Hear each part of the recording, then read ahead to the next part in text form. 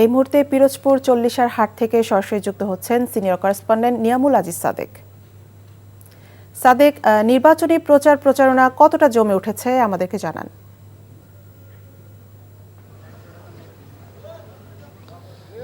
সুরভি, নির্বাচনী প্রচারণা গতকাল থেকে জমজমাট অবস্থা। আমরা পিরোজপুরে যেটি দেখেছি, এই জায়গাগুলোতে মূলত একটি গ্রাম সংলগ্ন সাবারবান এরিয়া, যে জায়গাগুলোতে আমরা দেখেছি অসংখ্য সরল মানুষ এখানে বসবাস করে।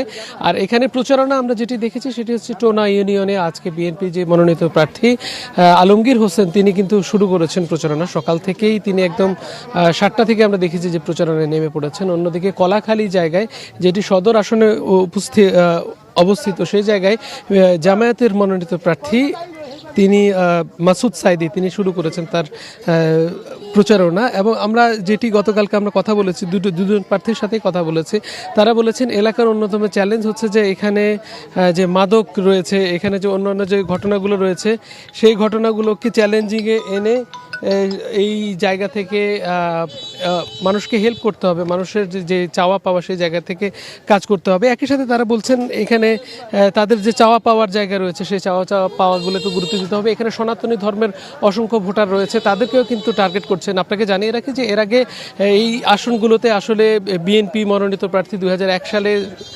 বিএনপির সাথে কিন্তু জোট হয়ে জামাত এখানে জিতেছিল। এর আগে জামায়াতের প্রার্থী এককভাবে এখানে বিজয়ী হয়েছিল। পরবর্তীতে আমরা দেখেছি যে আসলে জোট ছাড়া বিএনপির কোনো প্রার্থী ছিল না। এবারই প্রথমবারের মতো বিএনপি তাদের প্রার্থী দিয়েছে, যেহেতু বিএনপি এবং জামাতের মধ্যে হাড্ডাহাড্ডি একটি লড়াইয়ের আভাস পাওয়া যাচ্ছে। এবং দুই আমরা এমনভাবে দেখেছি বিএনপি এবং জামাতের মধ্যে হাড্ডাহাড্ডি লড়াইয়ের আভাস পাওয়া গেছে, সেখানে বিএনপি সমর্থিত একজন বিদ্রোহী প্রার্থী রয়েছে। তো সব কিছু মিলে আমরা যেটি দেখতে পাচ্ছি যে খুব জমজমাট একটা অবস্থা, এখন পর্যন্ত সৌহার্দ্যপূর্ণ পরিবেশ পিরোজপুরে অন্তত আমরা দেখতে পেয়েছি।